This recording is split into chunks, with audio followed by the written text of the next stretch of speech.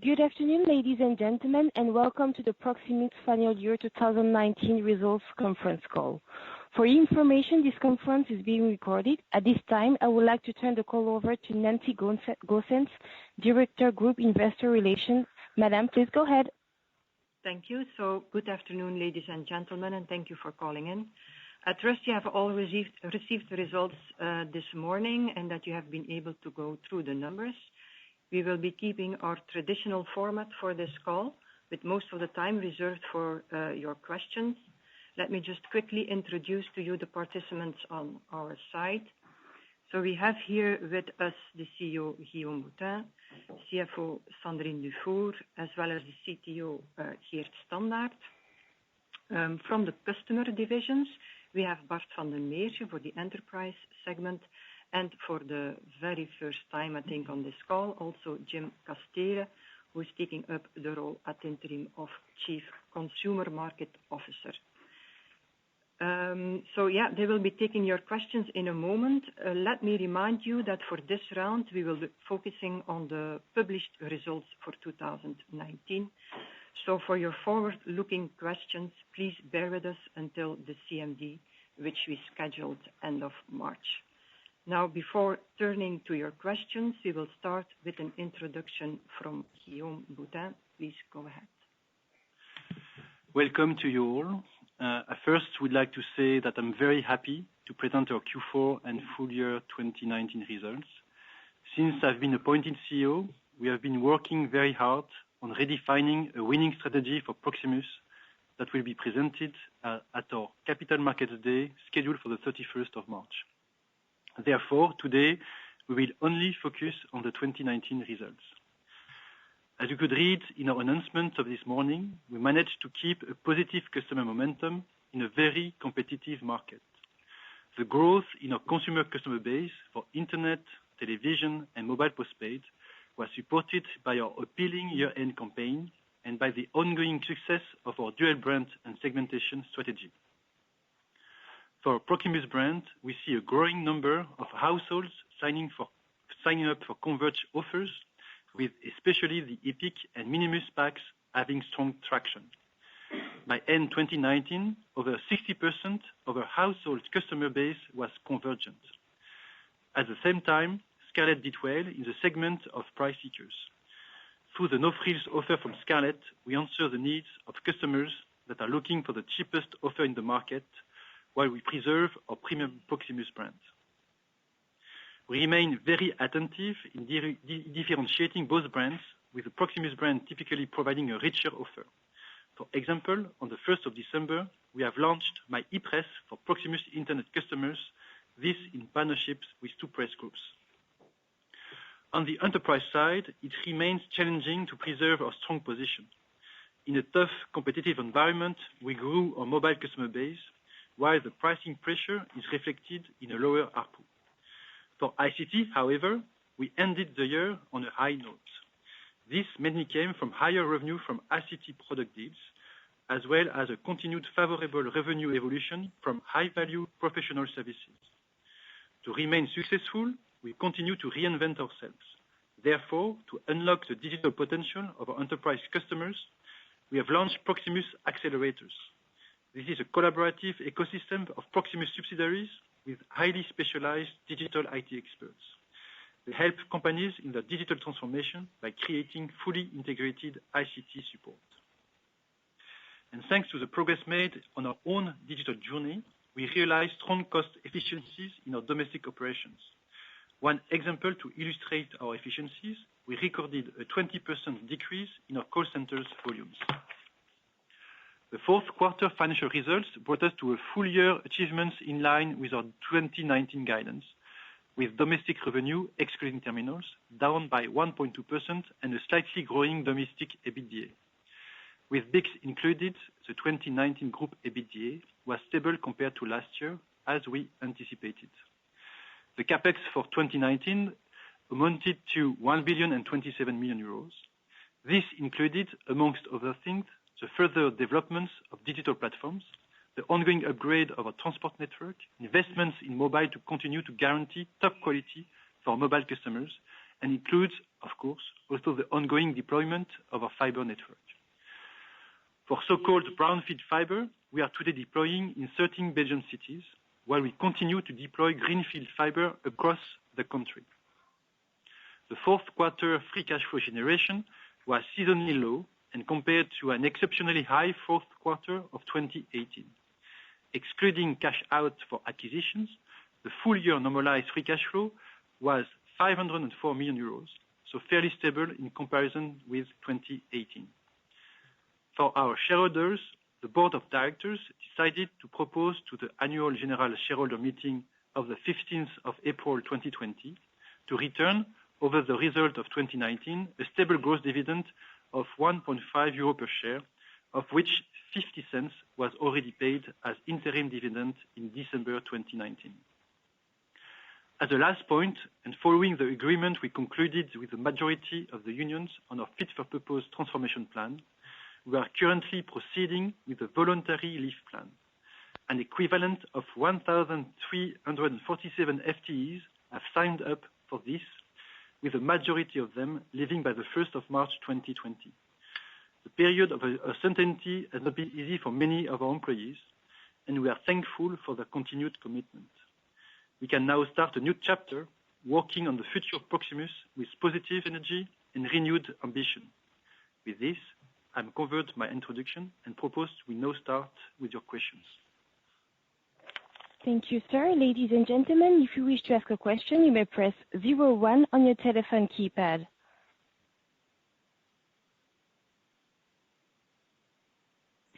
We have one first question from Mr. David Van Dam from ING. Sir, please go ahead. Yes, good afternoon, everyone. Thanks for taking my question. First, if we can come back on the free cash flow generation in Q4 and the working capital deterioration. Does it have anything to do with the change in payment terms related to capex? For instance, prepayment to building companies related to the fiber rollout. So that's my first question. And then on the net adds momentum in mobile, in both postpaid, let's say, and prepaid, could you explain us a bit the dynamic that you've seen that explain your figures? So is it that you see an inflow of, let's say, prepaid customer moving up to postpaid, and what kind of conclusion should we draw in terms of ARPU? And then maybe a last question on the mobile network sharing agreement. What is, in your view, the chances of this agreement to being accepted by let's say the regulators? And do you expect any harsh remedies or remedies at all, so impacting the financials of the deal? Thank you. Okay, thanks for your question. I'll start with the free cash flow question in Q4. So as Guillaume said in his introduction, what happened in Q4 is really a seasonality element. We had in Q4 2018 an exceptionally high free cash flow. Just looking back even further at history, in 16 and 17 we had a free cash flow in Q4 which was roughly the same as the one that we have in 19. And there are no elements such as structural changes in capex payment behavior, if you're referring to what has been announced in other geographies. I just want to highlight the fact that we have some payments that are all falling in Q4. So tax payment, double VAT, we have some HR costs in the quarter as well.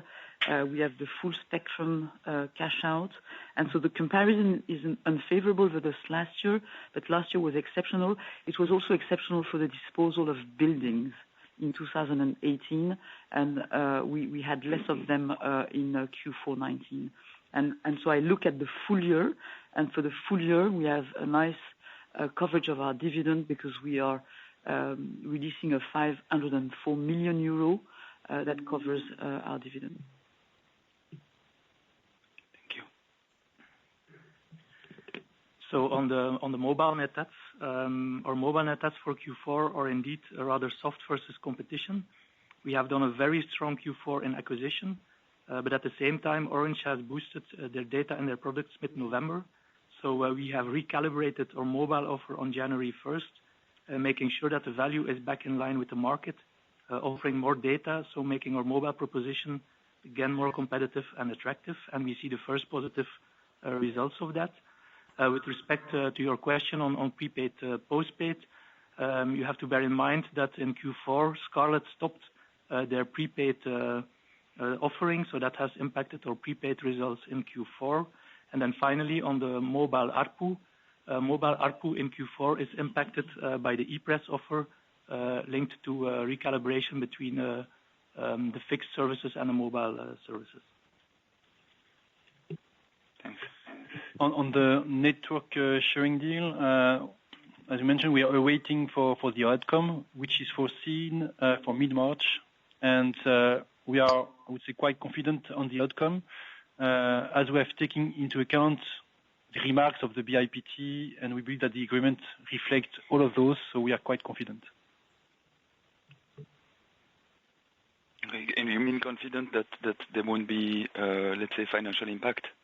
That's what you mean? Or is it understood from Orange that you have to basically bring clarification on the governance side more than, let's say, stopping the sharing in some region, for instance, or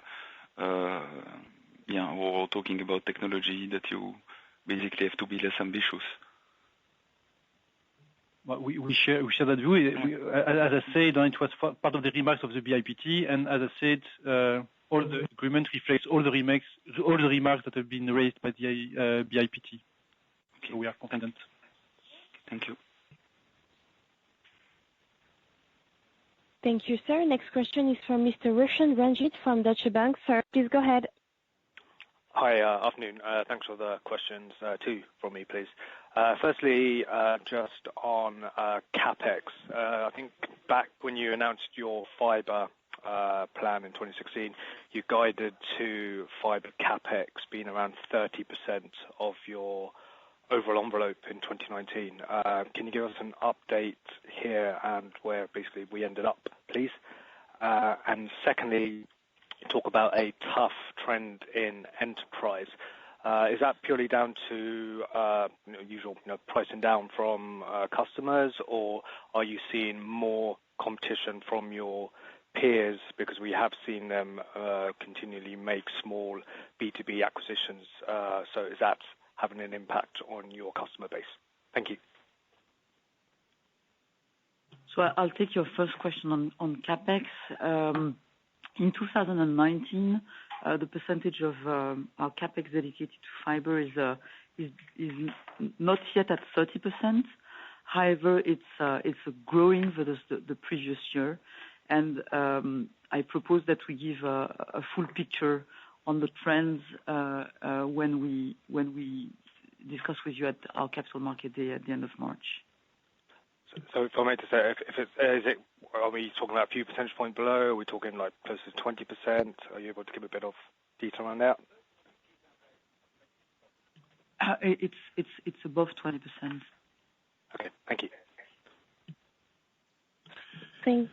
And then on your question on enterprise, so it's not a secret that we have a strong position in enterprise, and therefore that we get competition and pressure from competition as well from peers, as sometimes from other new players. But it is mainly, how would I say, noticeable in mobile, where the ARPU is somewhat under pressure due to competitive pressure. Okay, that's clear. Thank you. Thank you, sir. Next question is from Mr. Emmanuel Carlier from Kempen. Sir, please go ahead. Yes, hi, good afternoon. 3 questions. One is on Epress. So how much did Epress contribute in 2019 on sales and EBITDA? I don't think it's a lot, but could you also give maybe a bit of a view on 2020? Because in the French market, I remember that this was a huge tailwind, which then got reversed. So I would like to know the impact, and if you believe something similar could happen. Then secondly is on the transformation plan.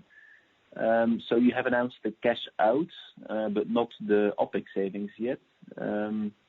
is there a way to give a bit of a range of how much that will result in OpEx savings in the coming years? And then the last question is on mobile service revenue trends, which weakened. I think you highlighted that it's partly driven by Epress. Just want to check if other elements have played a role as well. And if I remember well, I think Orange Belgium lowered 2-3 weeks ago. Not really lowered, but they increased the data allowance. So could that have an additional negative impact on the mobile service revenue trend in 2020? Thank you. So on Epress, as you know, we launched Epress on December 1st, 2019. So that means that indeed the impact is limited in Q4. Yet it already influences a little bit the year-over-year trend. As said, it will contribute positively to domestic revenues, especially on fixed. But due to accounting allocation rules, it will have a negative impact on mobile services. But overall, obviously, it's a positive revenue contributor. Looking forward to 2020, you can expect to have an uplift of a few euros per household, but you have to take into account that not all households have access to the Epress offer, so this will not be visible as such, as it will be averaged with households that don't have access to Epress.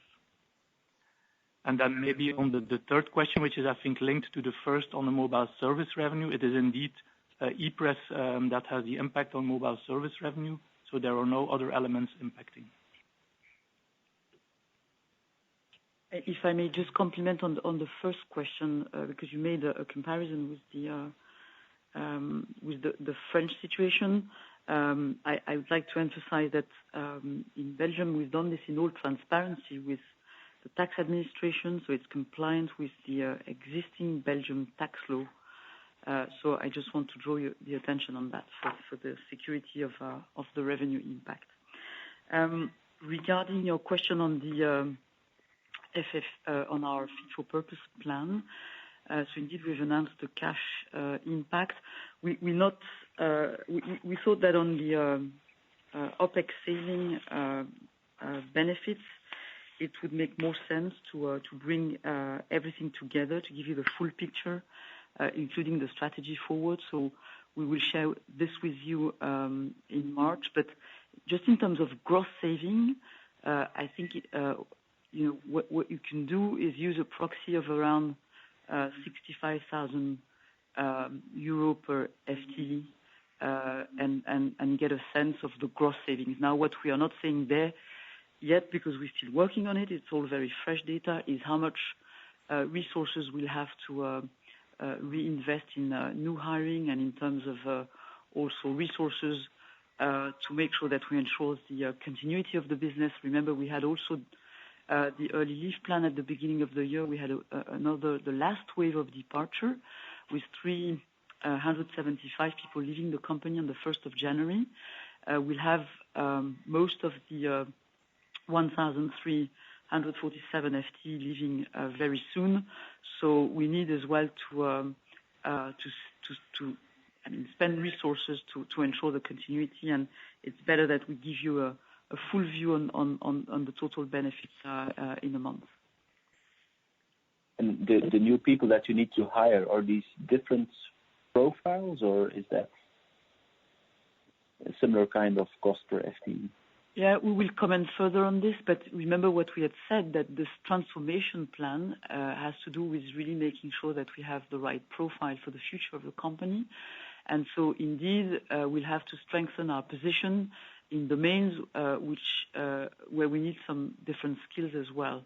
But we'll comment further on that at a later stage, because part of this will be done as well through upskilling and reskilling internally. So it's a full combination of how we move the internal resources and complement us with external resources for the future. Yeah. And then on Epress, how many households will get impacted by that? Well, less than the total households potential. But it's only for the CityMesh customers, if I remember well. So my colleague said that we can say the number. It's 1.2 million. Okay. Thank you. Thank you, sir. Next question is from Mr. Nicolas Cote-Colisson from HSBC. Sir, please go ahead. Thank you. Hi, two questions. First, a follow-up on a previous question on EBU. Can you tell us if there was more pressure in the small, medium-sized company segment, or if it was more with the larger accounts? And also explains why it is happening now in Q4 and not before, given your competitors were already pretty active in B2B beforehand. And the second question is on networks and speed. Your competitors have increased connection speeds lately, and I wonder, what was your view on this? Does the speed differential trigger some churn in your broadband base?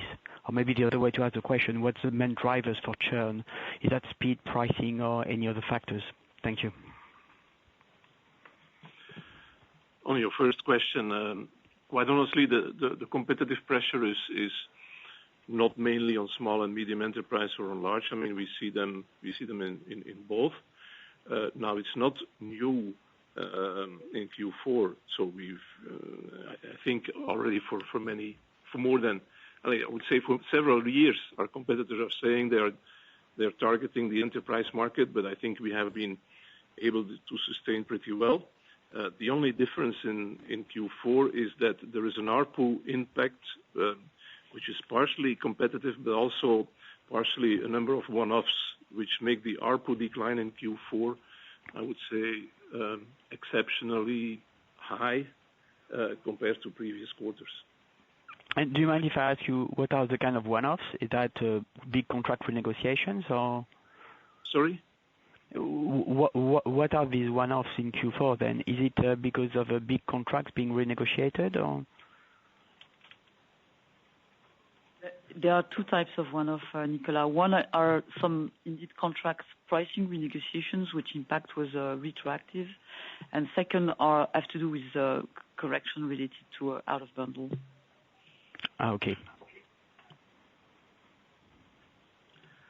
So on the second question linked to connection speed, it's a nice marketing claim, but on average, a family today and even in the near future will not immediately require those speeds of 1 gigabit. Speed is definitely for the moment not on top of the customer minds. So as long as we can provide what they need, we will definitely be able to continue. And it only becomes an issue when you have challenges with what we call the hygienic speeds, so the very low speeds become an issue. And as you know, we have a very good copper network, so our customers are today getting more than what they are currently consuming. Don't forget also that cable has had a speed advantage over the past years, and nevertheless, we have been able at Proximus to increase our market share even in the north of the country. So it's overall the consumer experience that counts. So it's about in-house and Wi-Fi experience. It's about the network topology. It's about providing low latency, for example, on gamers. And it's to make sure that you invest in the convergent experience like we have done with our Pix TV experience, the cloud gaming that we have launched with Shadow, and the Epress solution that we have launched recently. Okay, thank you very much. Thank you, sir. Next question is from Mr. Michael Bishop from Goldman Sachs. Sir, please go ahead. Yes, thank you very much. Just a couple of questions, please. Firstly, I was just trying to recap. Your cash capex seems to have been running at about 1.1 billion versus the accrued capex of around 1 billion for the last 2 years. So I was just wondering if you could just run through why we've got that difference and whether that will continue going forward. And secondly, also it'd be interesting, given the focus on, I guess, headcount cost, what you think the impact is on indexation for this year in absolute millions, if possible. And then thirdly, do you have any comments, a bit like Orange Belgium this morning, around the potential acquisition of VOO? Thanks. Right. So the difference between the cash capex and the accrued capex has to do with the elements that we've always highlighted. So as you know, when we guide on our capex, it's excluding the spectrum capex, which is spread over. So that's one element. And our guidance on capex as well exclude the football capex, so the Jupiler League and the Champions League, which are spread over the years. So that explains the bulk of the structural difference.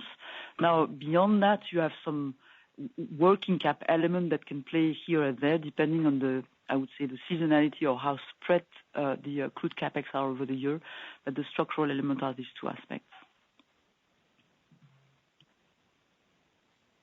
Sorry, and on headcount cost indexation, it started in April, as of April, and it's 4 million per quarter, just to give you a sense.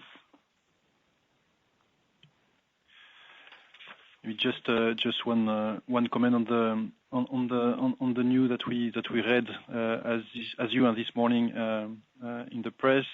Indeed, Orange Belgium is changing on court the procedure. It's difficult for me to comment. It's too soon to comment. But in any case, we were not expecting that the finalization of the deal before the summertime period. So we'll see how it goes. But nothing more to say at this stage. I just want to complement my previous answer. So the answer I made on the 4 million is just on the index, the Belgium index. But as you know, we also have some baremic increase of our salary, which are automatic, and also the merit increase. So if I combine the pure index with baremic and merit, it's a higher number. Okay, thanks. All really helpful. Thank you, sir. Next question is from Mr. Ruben Devos from KBC Securities. Sir, please go ahead. Yes, good afternoon. I've got three. One is related to the temporary 5G user rights. The BIPT proposed to award those, given the potential delay until 2021 for the spectrum auction to take place. So I was curious whether you could share your thoughts on this proposal and whether that would make you rethink in some way 5G-related investments. Then secondly, just on the uptake of fixed mobile convergent bundles, I understand you've grown penetration to 60%, held by Epic and Minimus packs, amongst else. Could you add more color on the success of those bundles? What has been catching on, or which specific features have been successful within the subscriber base? And then lastly, with respect to BICS, and then specifically the impact of progressive insourcing of MTN. I understand that there's been a timing shift leading to a more limited impact in 2019. That suggests the insourcing could be a drag on this year's forecast. So just wondering, whether it would be possible to quantify the impact you expect to see in 2020 from that. Thank you. So first, on the temporary licenses proposed by the BIPT. As Proximus, I think we welcome this initiative. The attribution of those licenses is a step forward that should allow us to continue our mobile network development strategy. And we said that in the past, Proximus has always expressed its willingness to launch 5G as soon as possible in Belgium. And we certainly intend to apply in order to serve our customers with 5G technology and use cases. And of course, we are looking forward to that the draft decision and consultation by the BIPT. At the same time, we hope that the spectrum auction for the licenses can be organized as soon as possible. As you know, we see the auction process as the only way to award spectrum in the needed quantity and for long-term duration, which would allow to deliver the required perspective for operators to continue to invest in mobile networks and innovation. And it's important that the auction process grants spectrum to players with clear intention to invest. And we want to avoid fragmentation of a scarce resource like the radio spectrum. In terms of timing, now for the auction, very difficult to say when it will happen. Hopefully by the end of this year, but most probably beginning of next year. So on the question on the convergence bundles, we had a growth of 11,000 convergence households in Q4 year over year, of which 8,000 are linked to Minimus and Epic. Good afternoon, this is Daniel. On your BICS question, indeed, we signed this contract with MTN early 2019, and the implementation has been slow. It's quite complex, and it took more time than expected. But indeed, it will definitely. It's underway, and it will definitely impact 2020, which we have forecasted, but we are not giving any specific guidance on that item.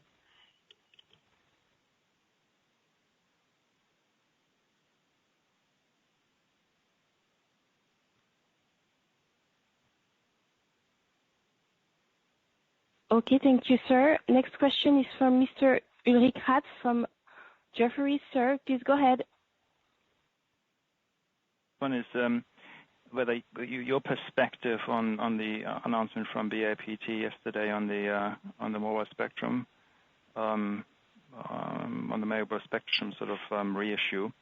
It sounds a bit like it's a fairly limited amount, but still the existing MNOs wouldn't be able to bid. So what's your perspective on that?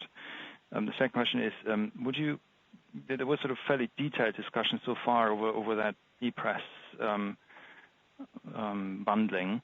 Would you be willing to talk about the expectations, what this does net to the revenues and the EBITDA, what the sort of rough effect would be in sort of percentage terms?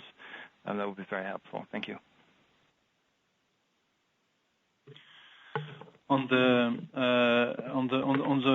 4G spectrum that has been announced yesterday, so we took note indeed that the BIPT has launched, a call for candidates for one of the blocks of 50 megahertz in the 2.6 gigahertz band, mainly used today in densities. And you know that Proximus cannot participate because of the royal decree foresees a cap of 20 megahertz, and we currently hold already 2 times 20 megahertz in this band, and thus we are maximizing our holdings according to the cap fixed in 2011. That said, even if, as you mentioned, it's not enough to have a full rollout of 4G for the country, because we need more bandwidth than the one they got. We are surprised by the student decision and have some question about the initiative. Almost a decade after the first auctioning without any study or consultation. There is also another concern for us, which is that apparently the BIPT would grant this license for 15 years, so till 2035, while the other part of that band is licensed until 2026, which creates a little bit of desynchronization. So that's been a surprise, but let's see how it goes. On your second question on Epress, I think you can easily do the math. We gave the targeted households 1.2 million. We said it's a couple of euro of revenue, so it's very limited in Q4 because it was just launched in December on top line. And as for EBITDA, we give a good chunk of that to the publisher. So I think I have described the type of math you can do to get a sense on a month and on 12 months. Thank you. Thank you, sir. Next question is from Madame Nayab Amjad from Citi. Madame, please go ahead. Thank you for taking my question. I have 2 questions, please. What is the outlook for competition in the market, especially if BIPT cuts cable wholesale rates further? And has Orange Belgium has gained good traction on its dual play offers. Has Proximus seen a turn as a result of this? And my second question is, if the government wanted to reduce their stake, are there any limitations or an approval from Parliament needed to reduce the stake? Thank you.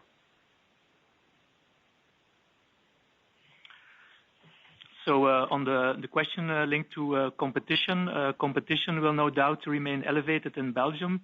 This said, it's not an irrational market. As you said, competitors have launched skinny offers in the past year. So far, we have been successful in continuing to grow our customer base. This thanks to our dual brand and our segmentation strategy, with Scarlet for price seekers, Epic for millennials, Tuttimus and Minimus for families, and Biz All In for our small enterprises. As you know, our strategy is to increase convergence, and by doing so, increasing stickiness of the base. As we already explained before, our mobile net adds have indeed been rather soft. But on the broadband side, we are one of the 2 growing in the market, and on TV we are the only one growing in Q4. On the second question related to the state reducing our stake, there was a temporary law that allowed the government to do that without passing by parliament, but that law ended last year. So if they want now to reduce their stake, they have indeed to pass by parliament. Thank you. Thank you, madam. Next question is from Mr. David Reid from Bank of America. Sir, please go ahead. Hello. Yes, thank you very much for taking my question. Very brief. Just reading some press reports about CityMesh as a potential interested party in new spectrum. Do you guys come across them much in the B2B space? Do you find that mobile solutions are growing? Those kind of fixed substitution solutions are growing and starting to take share, or is that kind of operator starting to put pressure on enterprise mobile prices anyway? Any information that would be useful. Thank you. Just one quick answer, and then I will let Bart complement. But it's not that a surprise that CityMesh is applying for the spectrum, because today CityMesh has already some local spectrum in the 3.6 gigahertz band. So it's logical that, especially in the first phase of 5G, on the non-standard phase of 5G, they are looking for supporting spectrum in the 4G band. As for the 5G spectrum currently held by CityMesh, it should be noted that there are local licenses that do not allow for nationwide deployment. And the license will expire in 2025 and only covers 40 megahertz of spectrum. I will comment. Let Bart comment on the more competitive parts. So, in the fact of the question, do we come across them? Initially, CityMesh was focusing on Wi-Fi, as you probably know, and then because almost by coincidence they got spectrum on 5G, they started to work on this. We have only come across them in the harbor of Zeebrugge, and then they have also some tests going on in the Brussels airport. But it's not a surprise to us. I mean, it's not a surprise in the sense that we know that there are a number of players that are looking into the 5G MPN market, and it confirms only that there is a 5G opportunity which will be sizable in the B2B market, and so we knew and we know that they are targeting on this market together with some others. The only surprise is now this 4G license. But while this is an open market, we believe that Proximus is anyhow better placed to help B2B customers in their NPN projects, and we are really focusing on that because we have a high market share in mobile, because we have a better mix of spectrum, because we offer a hybrid and seamless combination of private and public solutions, and above all, as a digital service provider, we can leverage our unique combination of owning the spectrum, having deep mobile network knowledge, while also bringing security, cloud, and application integration to the table. So we make sure that we can differentiate on a series of elements that is going to be important in this context.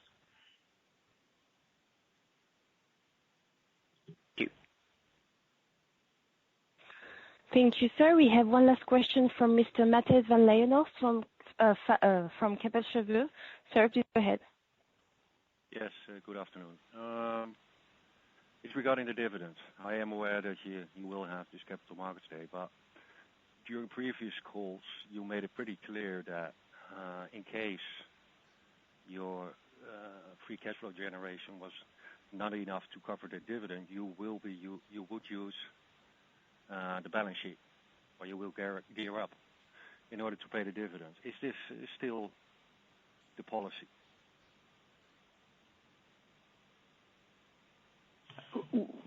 We have not announced a new policy on dividend, and as we said, we will come back on this at the end of March. But I can confirm what we said in the past, that this was put in the context of a potential acceleration of our fiber deployment. And in that case, we said that as we have a very strong balance sheet with a very low level of debt and net debt to EBITDA, we thought we had room to re-leverage the balance sheets and use this as a way to fund the deployments, and which in that case would mean that our free cash flow might not cover the full dividend. That's what we said, and I confirm what we said. Now we will discuss all of that with you at the end of March. Okay, thank you.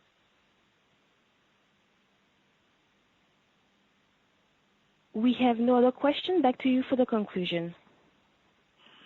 Okay, thank you. As there are no more questions, we can end this call. So thank you for your participation, and I hope to see many of you at the Capital Markets Day at the end of March. Thank you. Bye. Ladies and gentlemen, this concludes the conference call. Thank you all for your participation. You may now disconnect.